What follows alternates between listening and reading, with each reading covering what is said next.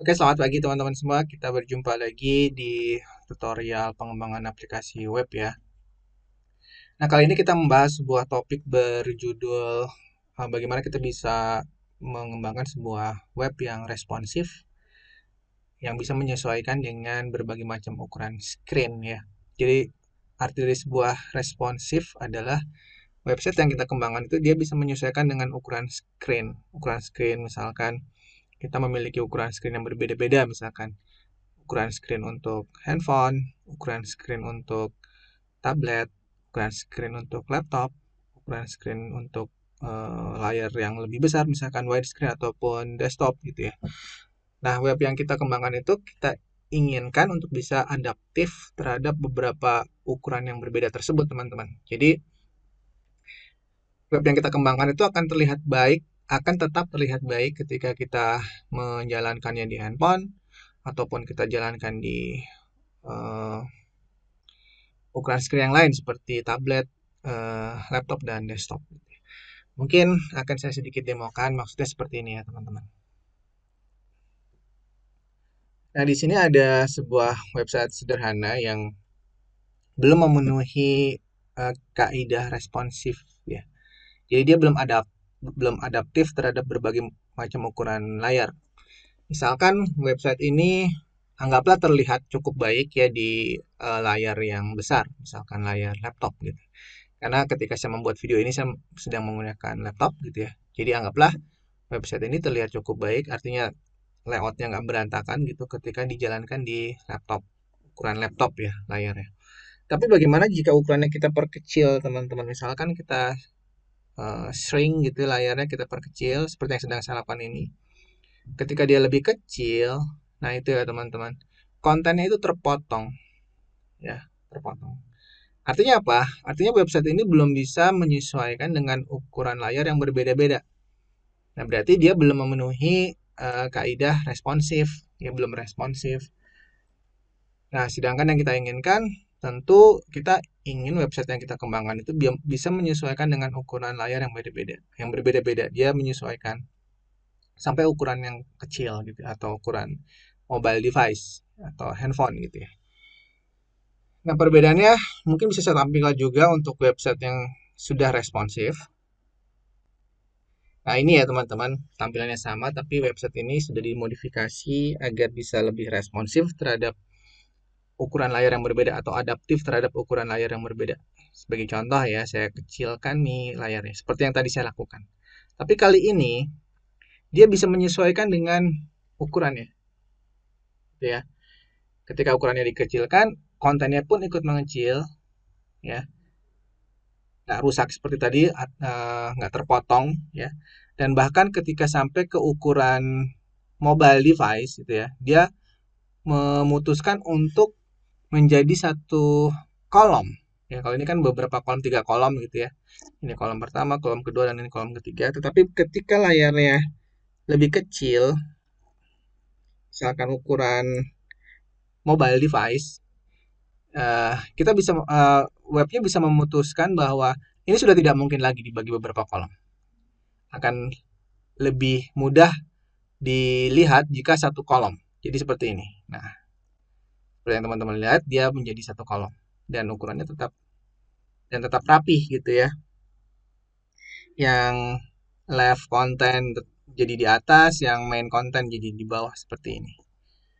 Nah, ketika kita perbesar lagi, dia akan menyesuaikan lagi dengan menjadi 3 kolom. Nah, tentu ini adalah contoh yang sangat sederhana. Nah, teman-teman bisa membuatnya menjadi semakin kompleks disesuaikan dengan kebutuhannya. Nah, teman-teman, berbicara tentang responsif dalam teknik pengembangan web, banyak sekali ya cara yang bisa kita lakukan agar website kita menjadi lebih responsif. Nah, kali ini kita akan mempelajari bagaimana sih penerapan dari CSS Media Query ya agar kita bisa membuat sebuah website yang responsif. Jadi, sekali lagi, kita akan fokuskan hanya pada teknik menggunakan CSS Media Query ya dalam mengembangkan web yang responsif. Seperti yang saya sudah katakan, walaupun banyak sekali cara-cara yang lain seperti menggunakan framework Bootstrap dan sebagainya ya. Tapi kali ini kita akan khusus hanya menggunakan CSS Media Query. Oke, langsung saja kita masuk ke intinya ya teman-teman. Jadi ketika mengembangkan sebuah website, jika kita ingin agar website kita itu bisa responsif atau adaptif ya terhadap ukuran lain yang berbeda-beda, tentu langkah pertama yang harus kita lakukan apa teman-teman? Menentukan ini ya, menentukan breakpoint ya, menentukan pada ukuran berapa sebuah website itu harus responsif atau adaptif ya. Dalam eh, menggunakan CSS Media Query kita diharuskan untuk menentukan breakpoint ya. Breakpoint itu artinya ukuran layarnya ya. Ukuran layar pada ukuran mobile itu berapa, ukuran em, ukuran tablet berapa, ukuran laptop berapa, dan desktop berapa. Ya, dalam contoh ini mungkin tidak terlalu banyak ya breakpointnya. Hanya ini adalah ukuran yang widescreen ya. Ketika saya perkecil, dia sampai ke ukuran ini breakpoint yang berikutnya. Nah, itu ya, ke breakpoint ukuran laptop, dia mulai berperilaku berbeda ya, dia mulai bisa memperkecil kontennya. Ini masih uh, breakpoint laptop. Jadi saya hanya saya pisah-pisah atau saya bagi-bagi ke dalam beberapa ukuran breakpoint saja. Ini adalah ukuran desktop, laptop, dan mobile. Ya, jadi ada 3 breakpoint ya teman-teman. Walaupun ketika mengimplementasikannya, ini adalah defaultnya ya. Ini breakpoint yang kedua yaitu laptop, dan ini ada breakpoint yang ketiga yaitu mobile ya. Tapi ketika teman-teman nanti sudah paham konsep CSS Media Query, teman-teman bisa mengembangkan dengan breakpoint yang lebih banyak tentunya. Oke, jadi kita akan menggunakan 3 buah breakpoint. Breakpoint widescreen sebagai defaultnya, dan ini adalah laptop, ini adalah desktop. Dan ukurannya untuk laptop dan mobile maksudnya. Dan untuk mobile ini ukurannya adalah maksimal 600 pixel ya teman-teman. Jadi kita akan membuat sebuah logic ketika screen-nya itu ukuran yang sangat kecil sampai dengan ukuran 600 pixel. Yang bisa kita anggaplah itu ukuran mobile device gitu ya. Kita akan melayout kontennya menjadi satu kolom seperti ini gitu ya. Dan lalu ketika kita perbesar dan sudah lebih dari 600 pixel, sampai dengan ya ini lebih dari 600 pixel sampai dengan 1000 pixel ya, kita akan buatnya menjadi uh, menggunakan persentase ya. Nah, ketika lebih dari 1000 pixel kita akan gunakan fixed layout gitu ya. Nah, jadi itu logiknya ya teman-teman. Jadi ada mobile device, ukuran mobile device 600 pixel maksimal. Ketika lebih dari 600 pixel sampai dengan ukuran 1000 pixel itu adalah kita bisa asumsikan tuh layar yang lebih besar sampai dengan ukuran laptop. Dan ketika melebihi ukuran 1000 pixel itu adalah widescreen. Jadi ada 3. Dan untuk widescreen-nya ini adalah defaultnya. Nah, teman-teman, untuk melatih konsep CSS Media Query ini, saya sudah siapkan ya teman-teman website yang ininya nih, yang belum responsif, yang ini, yang masih terpotong-potong ini ketika diubah ukurannya. Nah, sebagai dasar awal kita ingin merubah bagaimana website yang nggak responsif kita tambahkan CSS Media Query agar menjadi responsif. Nah, jika teman-teman ingin bersama-sama berlatih uh, untuk lebih memahami konsep CSS Media Query, teman-teman bisa download project web yang nggak responsif ini di link deskripsi ya. Silakan teman-teman download, nanti sambil mengikuti tutorialnya teman-teman tambahkan kode-kode CSS Media Query-nya sehingga di akhir tutorial ini teman-teman website yang tadinya tidak responsif sudah bisa responsif ketika teman-teman mengikuti step-step tutorialnya. Gitu ya teman-teman. Oke, kita langsung aja, silakan di-download dulu. Oke, sudah di-download belum? Nah, kalau sudah, kita sama-sama buka ya menggunakan Visual Studio Code. Nah, ini websitenya teman-teman. Ini saya sudah buka di Visual Studio Code. Silakan teman-teman buka di code editor lainnya pun nggak apa-apa, nggak harus Visual Studio Code gitu ya. Nah, kita dulu bahas ya. Kita bahas terlebih dahulu eh, skeleton atau struktur dari HTML web ini ya teman-teman. Jadi strukturnya sangat sederhana. Dia dibungkus oleh sebuah kontainer ini ya teman-teman. Ada sebuah main container. Jadi kalau eh,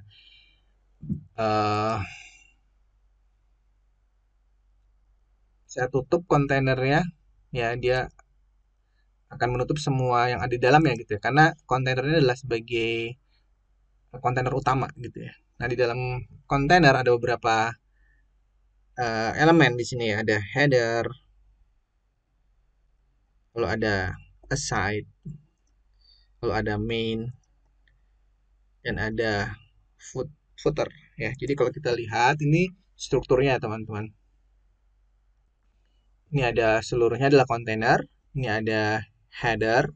Bagian di sini header itu mencakup title dari bannernya dan juga top menunya.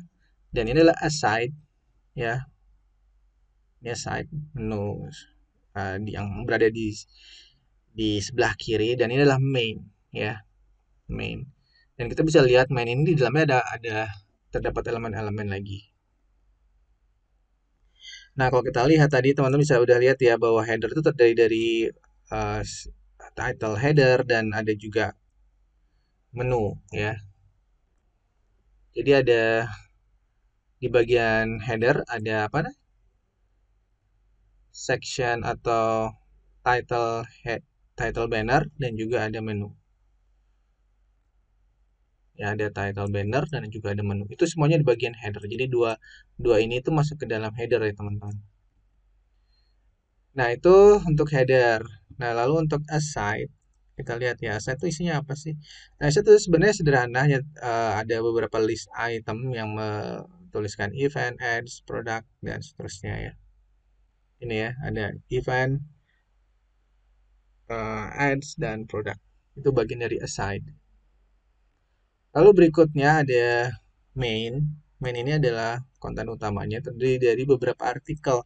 Jadi kalau saya sederhanakan ada 3 artikel ya teman-teman. Artikel pertama, kedua, dan ketiga. Ada 3 buah artikel. Jadi kalau kita lihat ini artikel pertama, ini ya yang anggur berwarna hijau. Artikel kedua adalah anggur berwarna merah.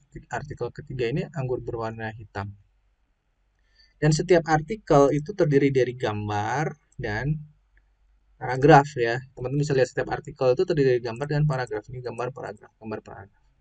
Dan bagian terakhir sekali tentunya adalah footer. Hanya seperti ini aja ya. Dan footernya ada di sini. Oke ya. Jadi itu adalah struktur dari halaman web kita. Dan HTML ini sudah kita buatkan CSS-nya ya, sehingga tampilannya menjadi seperti ini tentunya ya. Sebenarnya teknik layoutnya di sini menggunakan float ya teman-teman. Ya biasa kita menggunakan float itu untuk layout yang apa namanya, yang, yang tidak responsif, yang fixed size gitu ya.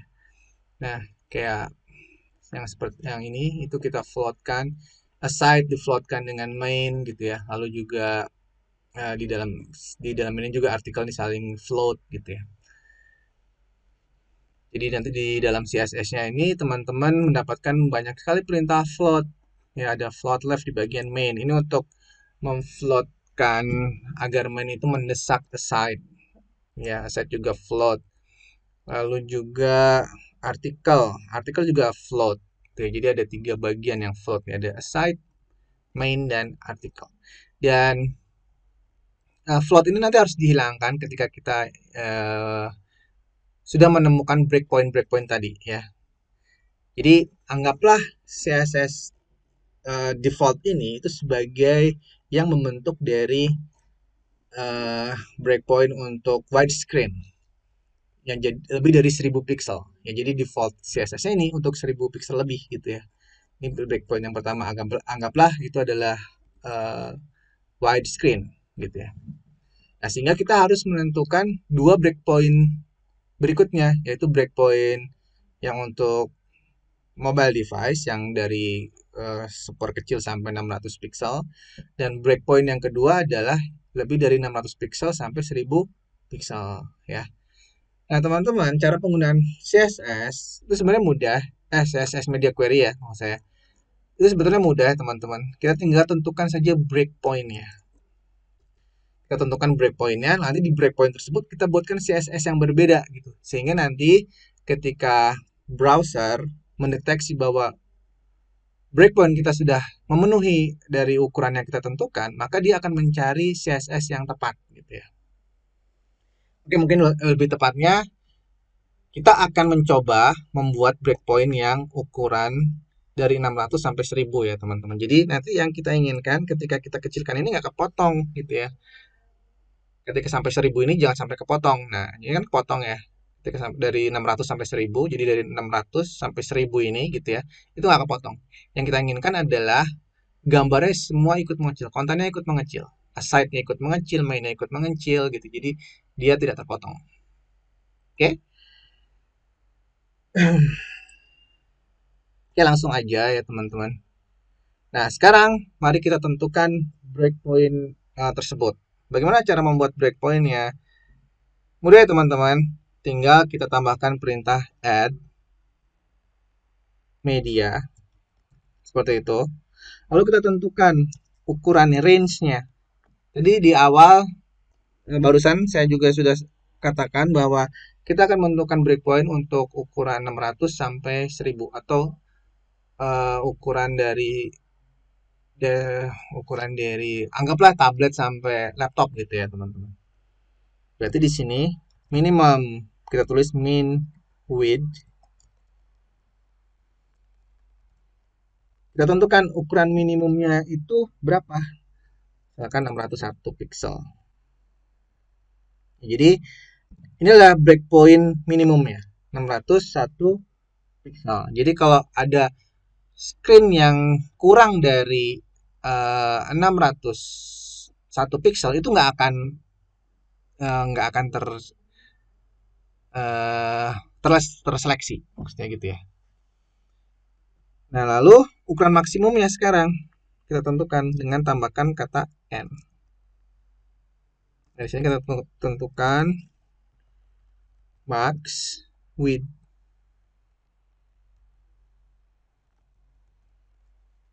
Max width ini tadi adalah 1000 pixel ya. 1000 pixel. Nah, jadi inilah yang harus dilakukan terlebih dahulu, yaitu menentukan breakpoint-nya.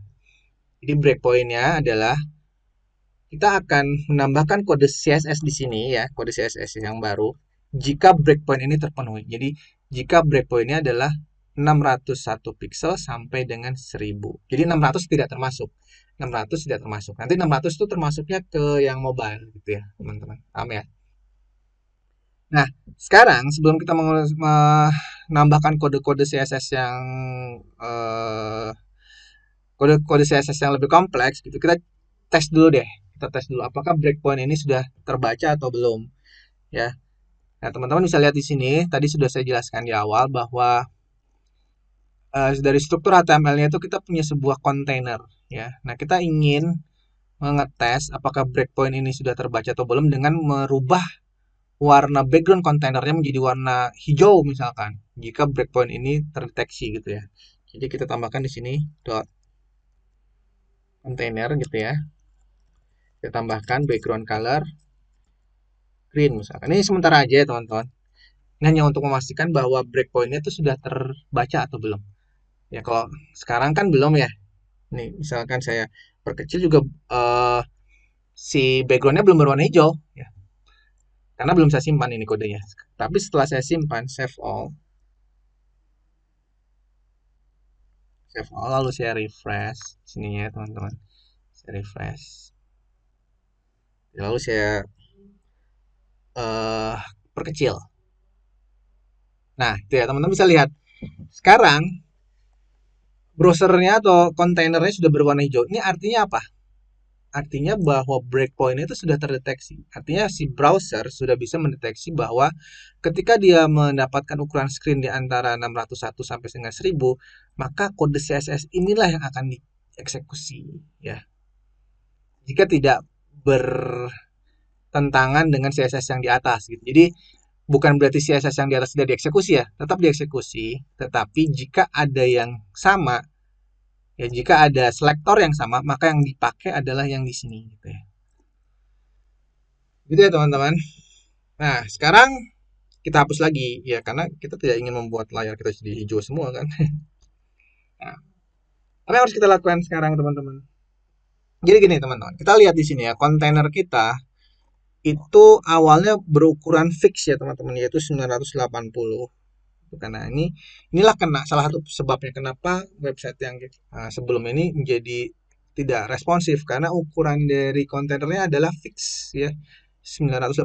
Jadi kalaupun browsernya kita perkecil, ya dia akan selalu berusaha memaintain ukurannya tetap 980 sehingga terpotong kesannya. Dan agar tidak terpotong gimana? Kontainernya jangan kita gunakan ukuran yang fix. Kita ganti ukurannya yaitu menjadi misalkan width-nya kita ganti menjadi ukuran persentase ya, misalkan 90% gitu. 90%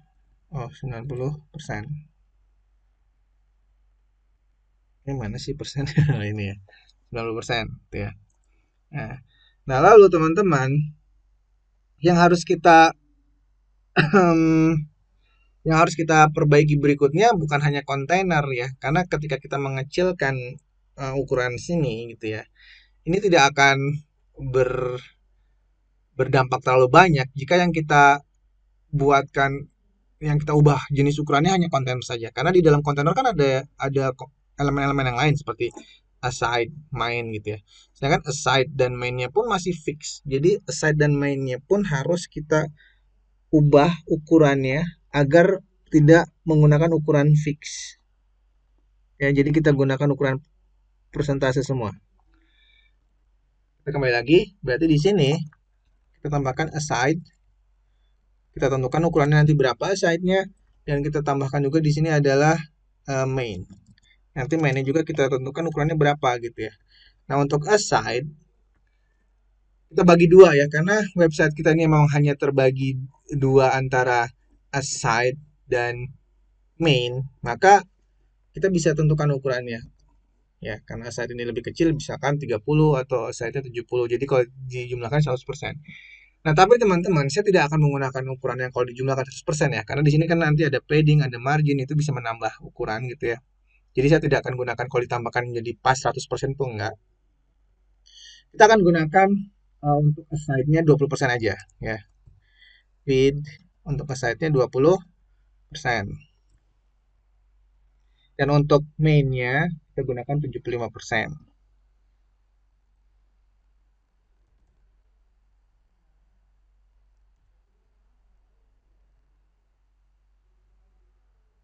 Kok gini sih? Sorry. Width-nya 75%.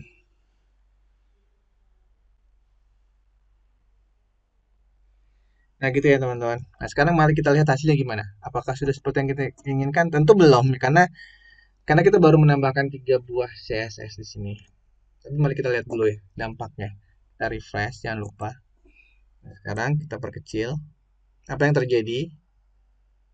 Nah, sekarang aside, main, dan konten sudah berusaha memperkecil ukurannya. Lihat ya teman-teman. Tetapi apa yang terjadi? Kontainernya mengecil. Teman-teman bisa lihat ya, ini kontainer ikut mengecil.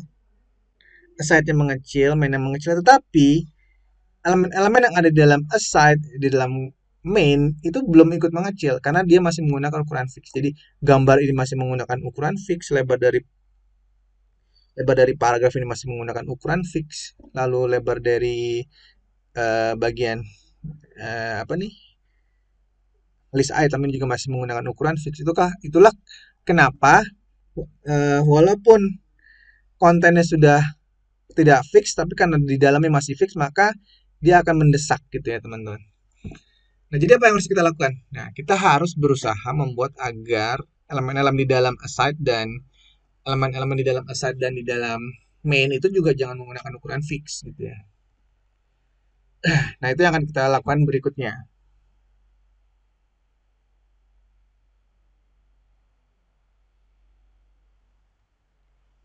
Nah, elemen yang ada di dalam aside ini ya, elemen yang ada satu dia adalah link ya. Kalau kita lihat di sini ya teman-teman, kita lihat di indeks HTML, elemen di dalam aside itu ada link ya, list item A, ada anchor tag gitu ya.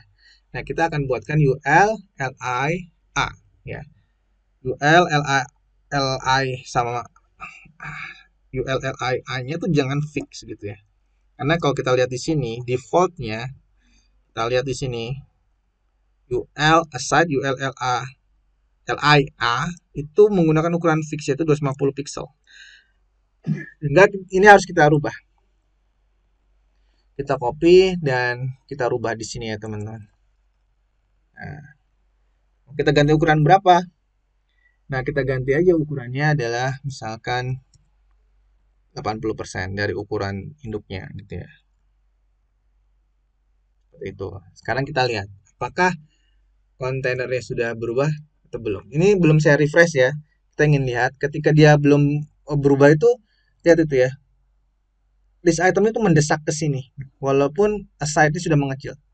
Tetapi ketika tadi kita udah rubah ukurannya menjadi persentase, kita refresh. Nah itu ya, dia udah nggak lagi mendesak karena dia akan mencoba merubah ukurannya ke 80% dari induknya. Jadi dia akan menyesuaikan. Kalau induknya akan mengecil ya dia akan terus memaintain 80% dari induknya gitu. Jadi tidak akan mendesak. Nah, untuk bagian aside-nya sepertinya sudah tidak keluar dari bungkusnya gitu ya. Sedangkan untuk bagian main-nya ini masih nih ya teman-teman. Jadi dia ke bawah gitu tuh. Ya karena nggak cukup. Karena kita masih menggunakan ukuran fix di bagian image dan bagian paragrafnya. Nah, ini harus kita ubah juga.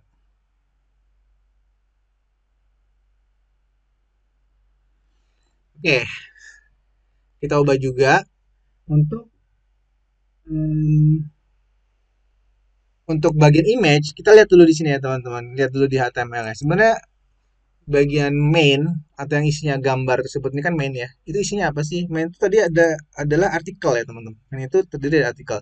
Di dalam artikel itu ada image dan paragraf. Jadi yang harus kita lakukan adalah membuat ukuran dari artikelnya itu jangan fix. Karena kalau kita lihat defaultnya di sini artikel itu masih menggunakan ukuran fix nih teman-teman 300 pixel. Inilah sebabnya kenapa ketika ini saya perkecil, ketika 300 tambah 300 itu nggak cukup, maka artikelnya akan ke bawah ya. Nah, jadinya apa? Ya kita nggak boleh menggunakan fix ukuran 300 tersebut. Ukurannya harus kita ubah. Nah, kalau kita ingin dua kolom berarti kan gampangannya dibagi dua aja jadi 50% ya. Tapi karena itu masih ada nanti ada padding, ada margin, sebaiknya jangan pas banget 50-50, misalkan 46% gitu ya. Nah, kita akan buat menjadi 46%. Ini ya, artikel kita buat ukurannya width-nya jadi 46%. Nah, kita simpan, lalu kita lihat hasilnya sekarang ya. Kita refresh, lalu kita lihat hasilnya. Nah, itu teman-teman. Sekarang dia sudah mulai memaintain ukurannya. Tetapi sekali lagi, artikelnya itu sudah mengecil. Tetapi karena gambarnya masih besar, jadi tetap tidak bisa. Gitu ya. Jadi selain artikelnya, gambarnya pun harus kita ubah ya. Kalau kita lihat di CSS-nya, ukuran gambarnya itu berapa gitu ya. Kita lihat dulu di sini default CSS-nya. Default CSS-nya itu kan ukuran gambarnya artikel image ini adalah 300 ya teman-teman. Nah, kita nggak boleh menggunakan ukuran fix ini. Jadi artikel gambar maupun artikel paragraf harus kita ubah di sini ya. Artikel IMG dan artikel paragraf terus kita ubah menjadi width-nya berapa 100% ya.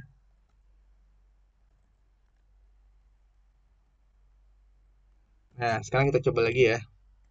Kita coba kita refresh, lalu kita perkecil lagi. Nah, itu teman-teman bisa lihat ya, ukurannya mengecil. Nah, tetapi ketika sampai sini itu masih ke bawah. Berarti ada bagian yang memang masih eh, harus kita atur ya. Dan bagian itu kalau kemungkinan karena adanya margin dan seterusnya itu ya teman-teman. Nah, nanti kita akan lakukan eh, mengubah ukuran dari padding, margin ataupun mungkin border. Nah, mungkin yang bisa kita perbaiki bagian sini dulu. Antara jarak satu artikel dengan artikel yang lain kan ada margin ya, margin kanan gitu ya. Kita lihat nilai margin kanannya defaultnya berapa teman-teman. Kita lihat di atas sini ya. Artikel tuh punya margin berapa?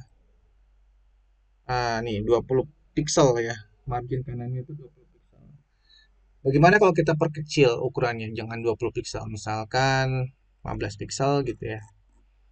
Berarti di sini di artikel sini kita kasih margin right-nya kita perkecil menjadi 15 pixel. Kita simpan. Kalau kita lihat hasilnya,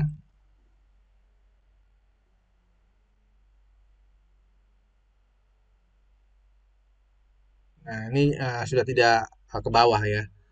Ini kok rusak? Ya ini karena ini adalah ukuran breakpoint yang lain yaitu 600 pixel yang kita belum buat gitu ya. Tapi sampai sini kita sudah mendapatkan breakpoint yang cukup uh, layout yang tidak rusak gitu ya. Nah, sampai sini. Sampai 601.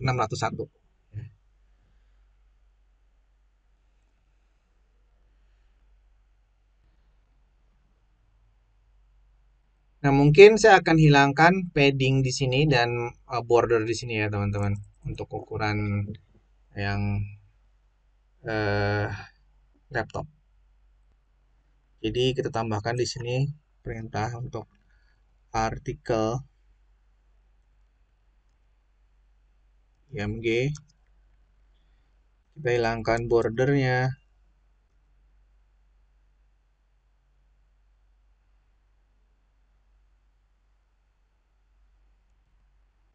dan paddingnya.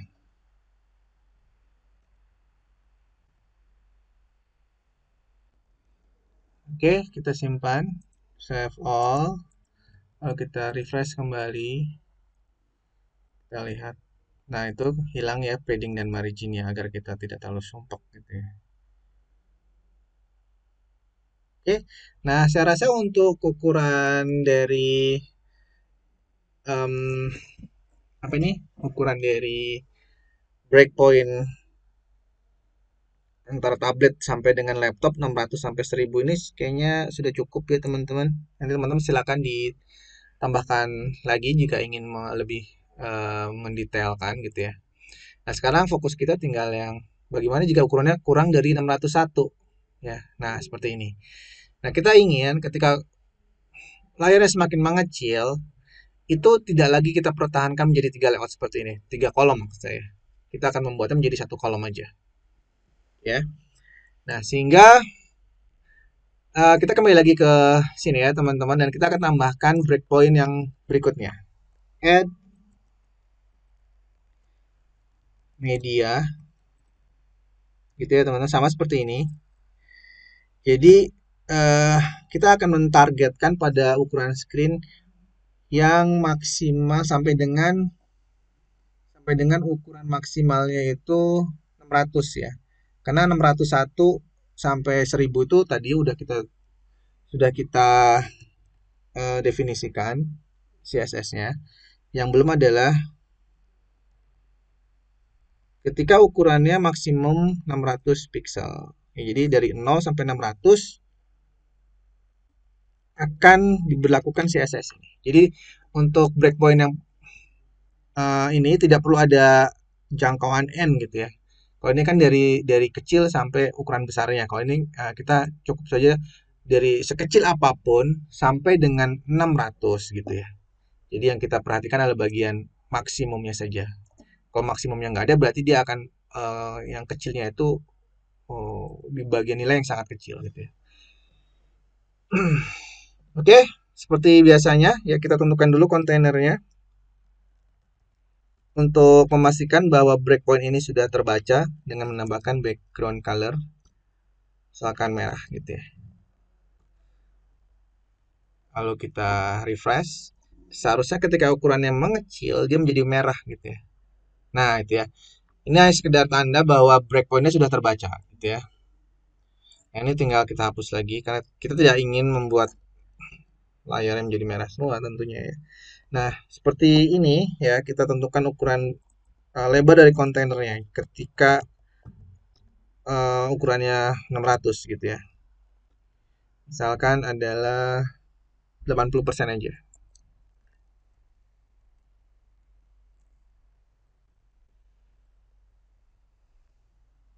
Lalu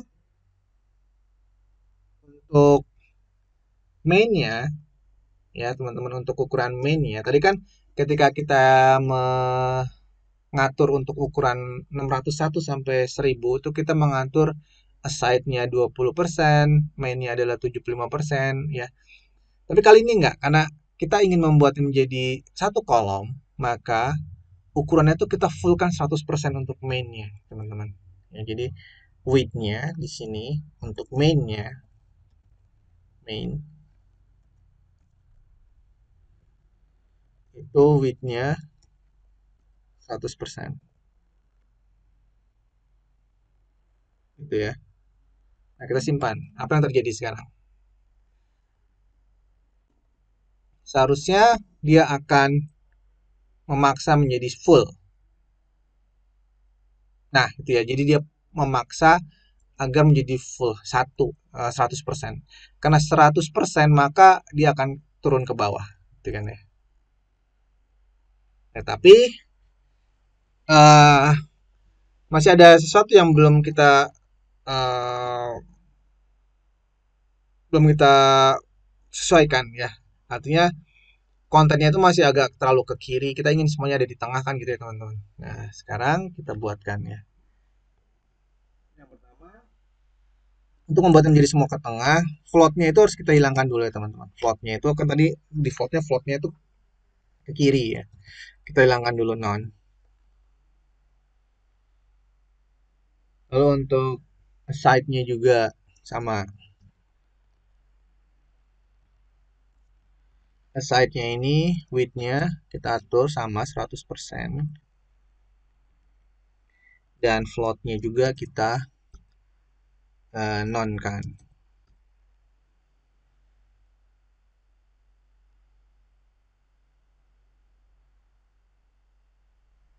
Dan sekalian juga untuk artikel juga ada float-nya teman-teman. Artikel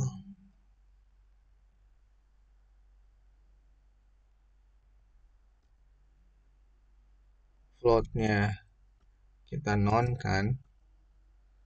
Lalu width-nya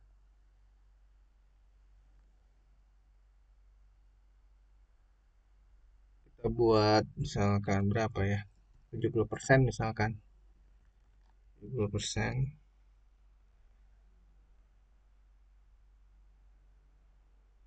Nah, sekarang kita simpan, lalu kita lihat hasilnya.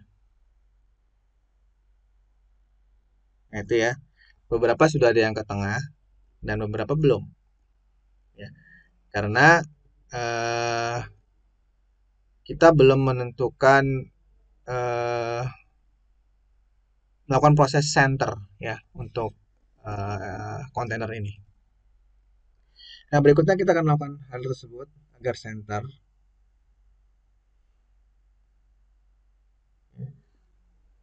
Tapi ukuran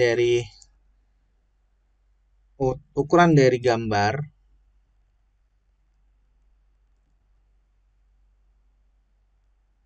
dan ukuran dari paragrafnya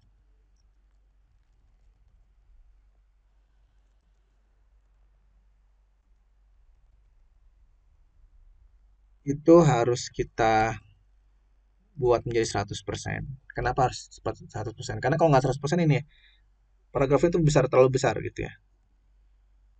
Lebih 100% gitu. Kok with lagi. 100%. Nah, berikutnya kita lakukan proses eh center kan ya, membuat menjadi center. Di bagian main sini kita buat perintah margin auto agar kontainernya itu center, aside tuh perlu nggak di margin auto ya? Ya, kita semuanya buat margin auto.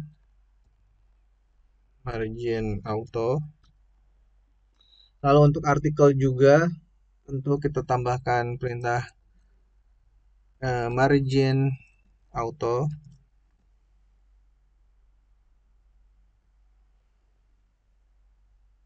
Kita simpan, lalu kita lihat hasilnya. Nah, itu ya teman-teman hasilnya. Dia mulai agak center, tapi kita bisa lihat di sini ada space yang terlalu besar di sini ya dibandingkan dengan yang sebelah kanan. Ya, space sebelah kiri ini kayak terlalu berlebihan. Sepertinya di bagian main ya perlu kita kecilkan ukurannya ya. Sepertinya di bagian main ini ada padding yang terlalu besar. Jadi paddingnya kita hilangkan teman-teman. Padding 0. Oh sorry, padding left ya. Kan sebelah kiri yang terlalu besar itu. Padding left 0. Kita lihat. Nah, ya dia sudah mengecil padding leftnya 0. Lalu border left juga kita perlu hilangkan. Border left itu ini ya teman-teman, kalau kita nah ini ada border left di sini nih. Itu harus kita hilangkan karena sudah tidak relevan lagi ketika kita hanya mempunyai satu kolom gitu ya. Dan dia juga tidak terlihat, jadi sebaiknya kita hilangkan. Border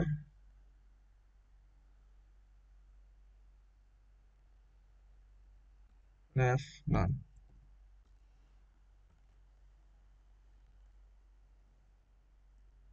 Nah, kita juga bisa hilangkan bagian artikel image-nya ini ya. Misalkan kita tidak butuhkan adanya padding dan border.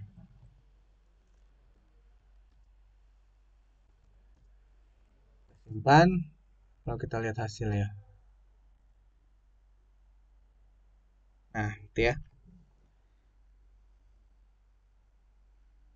Nah, ini di setiap artikel ini masih terlalu rapat ya. Jadi artikel ini perlu kita tambahkan.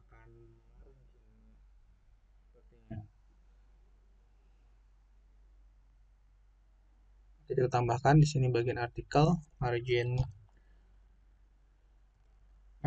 bottom misalkan 20 pixel. Hal ini agar antar satu artikel dengan artikel yang lain itu ada jarak gitu ya. Ini kan nggak ada ya. Kita simpan lalu kita refresh. Sehingga sekarang kita bisa lihat bahwa di antara satu artikel dengan artikel yang lain itu ada jarak. Nah, seperti udah selesai ya teman-teman. Jadi kalau kita coba perbesar lagi ukuran dari browsernya, website kita sekarang sudah lebih responsif ya. Sudah lebih responsif, artinya dia bisa menyesuaikan ukuran dari layarnya gitu ya. Misalkan layar yang lebar dia seperti ini, ketika semakin mengecil dia akan bagian kontennya itu menyesuaikan ikut mengecil gitu ya. Tetapi ketika sangat kecil dia akan memaksakan menjadi satu kolom. Nah, seperti ini. Oke teman-teman, itu adalah tentang materi yang bisa saya sampaikan, yaitu bagaimana kita membuat website yang responsif atau adaptif menggunakan teknik CSS Media Query. Mudah-mudahan itu bermanfaat. Silakan teman-teman like dan komen jika ada sesuatu yang ingin tanyakan. Terima kasih. Wassalamualaikum warahmatullahi wabarakatuh.